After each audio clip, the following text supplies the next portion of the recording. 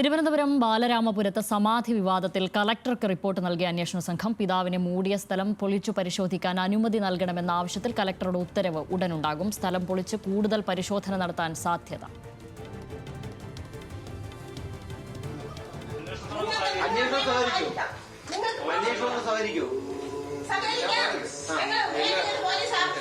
ഞാൻ പറഞ്ഞില്ലേ, എല്ലാ കാര്യങ്ങളും നമ്മളെ അവരുടെ അടുത്ത് എല്ലാം പറഞ്ഞിട്ടുണ്ട്. അപ്പം നിയമപാലകരുണ്ട്. ആ നിയമപാലകര് എന്താണെന്ന് വെച്ചാൽ അവരെ നീതി എന്തരാണോ, അവര് സത്യവും ധർമ്മ നീതി പാലിച്ച് എന്താണെന്ന് വെച്ചാൽ ചെയ്യണത് അത് അവർ ചെയ്യും. ഈ നാട്ടുകാർ പറയുന്നതേ അന്നും രാവിലെ അച്ഛനെ കണ്ടിരുന്നു. എന്റെ അച്ഛനെ എനിക്ക് കൊന്നിട്ട് എന്താ നേടാൻ? എനിക്ക് എന്ത് കിട്ടും? നിങ്ങളത് മനസ്സിലാക്കണം. എന്റെ അച്ഛനെ കൊന്നിട്ട് എനിക്ക് എന്ത് കിട്ടും മനസ്സിലാക്കണം. ഞാൻ എപ്പോൾ മരിച്ചെന്ന് കേട്ടപ്പം ചേച്ചി അങ്ങനെ പറയല്, സമാധിയായതാണ് അച്ഛൻ ഇവിടെ വന്നിരുന്ന് സമാധിയാവണമെന്ന് പറഞ്ഞപ്പോൾ ഞങ്ങളിത് കെട്ടിയെന്ന് പറയണം, ഒരാൾ പറയണം മരിച്ചെന്ന്. അപ്പം എങ്ങനെയാണെന്നൊന്നും നമുക്ക് പറഞ്ഞൂടെ. അപ്പം സമാധി ജീവനോടെയാണ് ആളവിടെ ഇരുന്നതാണെങ്കിൽ പിന്നെ അവൻ പറയണം സമാധിയായെന്ന്. അപ്പം വിവരങ്ങളുമായി അർജുൻ രാജാണ് തിരുവനന്തപുരത്ത് നിന്നുമുള്ളത്. അർജുൻ, ഈ വിഷയത്തിൽ ദുരൂഹത നീക്കാൻ ഉറപ്പായും ഈ സ്ലാബ് പൊളിച്ചുള്ള പരിശോധന വേണ്ടിവരുന്നു എന്ന് തന്നെയാണ് മനസ്സിലാക്കുന്നത്. പോലീസിന്റെ ഈ ആവശ്യത്തിൽ കളക്ടറുടെ തീരുമാനം എന്നേക്കുണ്ടാവും. എന്തൊക്കെയാണ് ഇത് സംബന്ധിച്ച വിവരങ്ങൾ?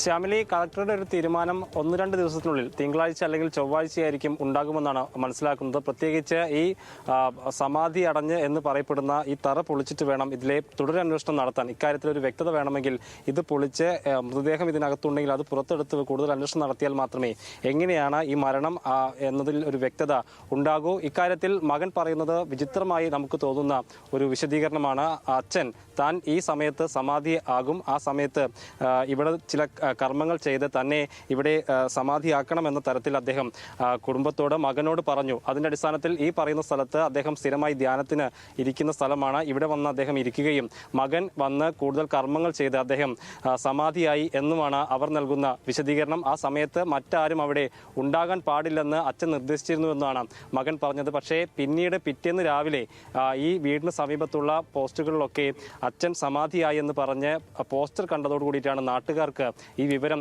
അറിയുന്നത്. അതിലൊരു ദുരൂഹത നാട്ടുകാർക്ക് ആ ഘട്ടത്തിൽ തന്നെ തോന്നുന്നു. തുടർന്ന് ഈ മുനിസിപ്പാലിറ്റി കൗൺസിലെ വിവരം അറിയിച്ചു. പിന്നീട് പോലീസിൽ വിവരമെത്തി. പോലീസ് എന്തായാലും ഇക്കാര്യത്തിലൊരു അന്വേഷണം പ്രാഥമികമായി ആരംഭിച്ചിട്ടുണ്ട്. പോലീസ് ഉദ്യോഗസ്ഥർ ഇവിടെ എത്തി പ്രാഥമികമായിട്ടൊരു അന്വേഷണം നടത്തിയിട്ടുണ്ട്. അതിന്റെ റിപ്പോർട്ട് കളക്ടർക്ക് നൽകിയിട്ടുണ്ട്. ഇതിലൊരു വ്യക്തത വരുത്തണമെങ്കിൽ ഈ സമാധി അടഞ്ഞ് എന്ന് പറയുന്ന ഈ ഇടം പരിശോധിക്കണം. അത് ഈ തറ പൊളിച്ചുൾപ്പെടെ കൂടുതൽ അന്വേഷണത്തിലേക്ക് പോകേണ്ടി വരുമെന്നുള്ളൊരു റിപ്പോർട്ടാണ് പോലീസ് കളക്ടർക്ക് നൽകിയിട്ടുള്ളത്. അതിന്റെ അടിസ്ഥാനത്തിലൊരു ഉത്തരവ് കളക്ടറുടെ ഭാഗത്തു നിന്നുണ്ടായാലേ ഇതിന്റെ തുടർ നടപടികൾ എന്തായാലും പോലീസിന് എടുക്കാൻ കഴിയൂ. അവരുടെ മൊഴി രേഖപ്പെടുത്തുന്ന ഉൾപ്പെടെയുള്ള കാര്യങ്ങളിലേക്ക് പോലീസ് പോകൂ. നിലവിൽ എന്തായാലും ഒരു പരാതി ഇത് സംബന്ധിച്ച്, ഈ മരണത്തിൽ ദുരൂഹതയുണ്ടെന്ന് സംബന്ധിച്ചൊരു പരാതി പോലീസിന് ഇതുവരെ ലഭിച്ചിട്ടില്ല. നേരത്തെ ഈ വാർഡ് കൗൺസിലറായിട്ടുള്ള ആൾ ഉൾപ്പെടെ പറയുന്നത് ഇക്കാര്യത്തിൽ ദുരൂഹതയുണ്ടെന്ന് ഇപ്പോൾ പറയാനാകില്ല. ഈ സ്ഥലത്ത് ഇതുപോലെ സമാധി ഉണ്ടായിട്ടുണ്ട്, ഒരാൾ പോലും ഇതുവരെ പരാതി പറഞ്ഞിട്ടില്ലെന്ന ഒരു ന്യായം വാർഡ് കൗൺസിലറുടെ ഭാഗത്ത് നിന്ന് ഉണ്ടായിട്ടുണ്ട്. എന്തായാലും ഇക്കാര്യത്തിൽ വിശദമായിട്ടുള്ള അന്വേഷണത്തിലേക്ക് പോലീസ്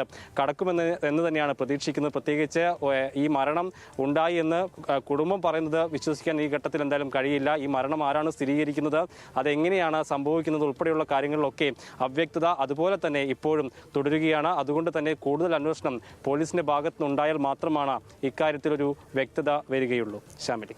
ശരി, അർജുൻ രാജാണ് വിവരങ്ങൾ നൽകിയത്.